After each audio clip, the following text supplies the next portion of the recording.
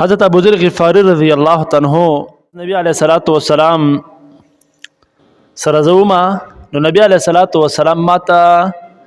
د وو خبرو د ادا کولو حکم کو چې و داسې خبرې دي چې په دې باندې خاص تاور تعامل کوا په دې وو خبرو باندې خپل ژوندۍ شروع کو په دې وو خبرو باندې خصوصي عمل شروع کا په هغه کې یو خبره دا وا چې د مسکینانو غریبانانو سره محبت ساته یو سړی غریب دی مسکین دی نو د هغه سره وته محبت ساته او د هغوی سره نږدې اوسېږه نن زموږ معاشري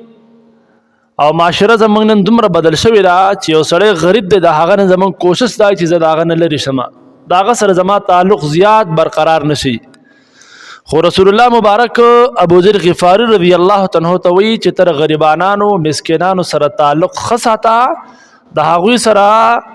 محبت کوا او د هغوی سره نږدې اوسېږه د هغوی نه لرې مه اوسېږه ځکه یو سړی د غریبانانو سره تعلق ساتي نو په دې کې عاجزي راځي که د مالدارو سره تعلق ساتي او مالدار خلکو سره ناسته پاسته دي نو په انسان کې تکبر پیدا کیږي نو نبی علیہ الصلوۃ والسلام ابو ذر غفاری رضی الله عنه ته وی چې د غریبانو سره محبت کوه او د هغو سره نږدې اوسېږه دویم ورته نبی علیہ الصلوۃ والسلام فرمایل چې هغه خلکو نه په هغه خلکو باندې نظر ساته چې کوم ستانه ښکته دي ستانه د مال په اعتبار سره یو سړی ښکته دی غریب دی مسکین دی نو ته هغه ته ګوره ځکه چې بیا پتا کې عاجزي پیدا کیږي ته به د الله رب العزت شکر وباسې او که یو سړی ستانه اوچت دی د مال په اعتبار سره مال ول الله ورکړلی نو که ته هغه ته پسخېږي نو ته به د الله ناشکره جوړېږي ته به وایې چې ما سره دومره مال ولې نشته که ما سره دومره مال وي نو ښه به وی نو رسول الله مبارک ابو ذر غفاري ته وایي هغه خلکو باندې نظر ساته هغه خلکو باندې ډېر نظر ساته چې کم ستانه ښکته دي هغه ته ګوره خپل زندگی ته روا او د الله شکر وباسه چې رب مال دې مال راکړلی رب مال دې عزت راکړلی او دا سړی خو زمانه په مال کې ښکته دی په هر څه کې ښکته دی نو چې کم ښکتو ته ګوري نو ته به د الله شکر ګزار بنده جوړېږي